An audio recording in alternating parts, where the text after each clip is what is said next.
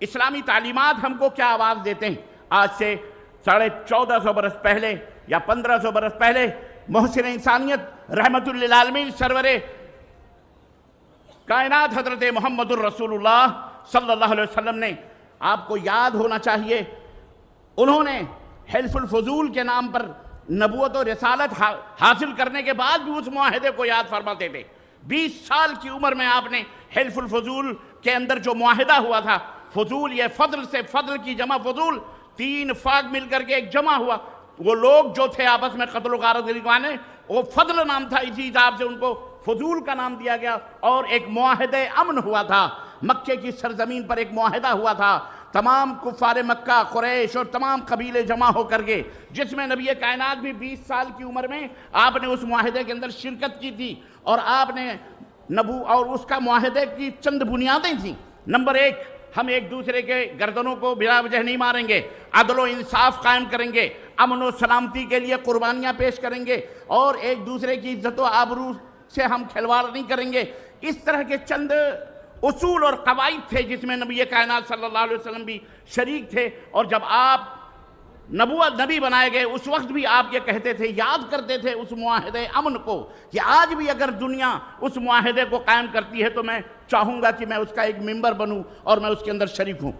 عزیزان ملت اسلامیہ، پوری عالم انسانیت بہرحال جو کر رہی ہے، لیکن ہمارے بھارت کے اندر ہم مسلمانوں کو چاہیے کہ نبی کائنات صلی اللہ علیہ وسلم کے اس آرزو کو، اس تمنا کو، ہمیں اللہ تبارک تعالیٰ نے ایک خوبصورت سا ملک بھارت دیا ہوا ہے، ہندوستان دیا ہوا ہے، اس ہندوستان میں رہنے کا سلیقہ سیکھیں، طریقہ سیکھیں۔ ہمارے چاروں طرف مختلف مذاہب، مختلف ادیان اور ملل کے لوگ رہتے ہیں، ہمیں ان کے ساتھ کیسا تعامل کرنا چاہیے، کیسا رہنا چاہیے۔ حلف الفضول کا کہ یہ اصول اور ضابطے علماء کرام موجود ہیں، میں اس کی تفصیلات نہیں بیان کر سکتا، لیکن میں اشارے سے بات کر رہا ہوں۔ میں چاہوں گا کہ ہندوستان کے گوشے گوشے میں اس معاہدے امن کو خطبات کے ذریعے، کتابت کے ذریعے، تقریروں کے ذریعے، جلسات کے اندر، کانفرنسز کے ذریعے دنیا کے اندر پھیلایا جائے کہ ہم اس ملک کے اندر امن و شانتی کے ساتھ کیسے رہیں۔ ہمارے درمیان مسلم بھی ہیں، سکھ بھی ہیں، عیسائی بھی ہیں، بدھسٹ بھی ہیں، جین بھی ہیں، غیر مسلموں کی ایک کثیر تعداد ہے۔ ہمیں اگر امن ہے،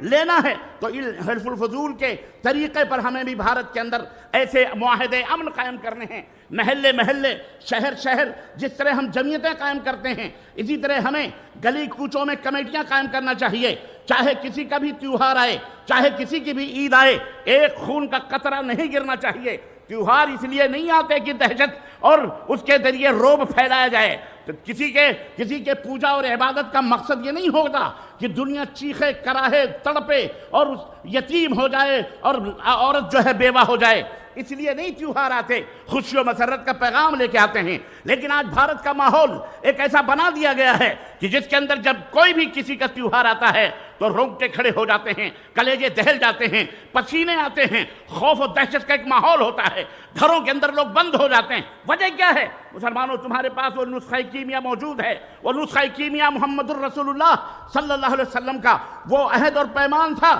جو 20 برس کی عمر میں اس چاہت کو آپ نے حلف الفضول میں دیکھا تھا، اور نبی بنانے کے بعد بھی آپ اس کو یاد کر رہے تھے۔ آج کی میری تقریر کا اشارہ اور کنایہ وہی حلف الفضول کے وہ امن اور شانتی برپا کرنے کے ضوابط اور اصول ہیں۔ آج ہمیں بھی محلے محلے میں امن کمیٹی قائم کر کے، پولیس اسٹیشنوں سے مل کر کے، یہاں کے لوگوں ذمہ داروں سے مل کر کے، وہ ہندو ہو، مسلم ہو گئے، کوئی بھی ہو، تمہارا تیوہار آتا ہے، ہمارے 15-20 نوجوان ساتھ میں رہیں گے، جو آپ کے تیوہار کے اندر کوئی بھی گڑبڑی اور بدامنی پیدا ہوگی تو ذمہ دار ہم ہوں گے۔ پولیس کا ہاتھ بٹائیے، پولیس کے کندھے سے کندھا ملا کر کے، کسی کا بھی جلسہ ہو، کسی کے بھی جلوس ہو، کسی کے بھی عبادت کے مقامات ہو جہاں بھیڑ جمع ہوتی ہو، وہاں ہم مسلمان بھائیوں ہم بھی اپنی ایک خدمات پیش کریں، تاکہ ہمارا کوئی بھی ملک کے اندر کوئی سسکیاں نہ ہو، کوئی چیخ نہ ہو، کوئی بیوہ نہ ہو، کوئی یتیم نہ ہو، کوئی بیچارہ رونے والا، اس طرح کے خون کی ندیاں نہ بہائی جائیں۔ یہ آج کے اس کانفرنس کا احترام انسانیت سیکھو،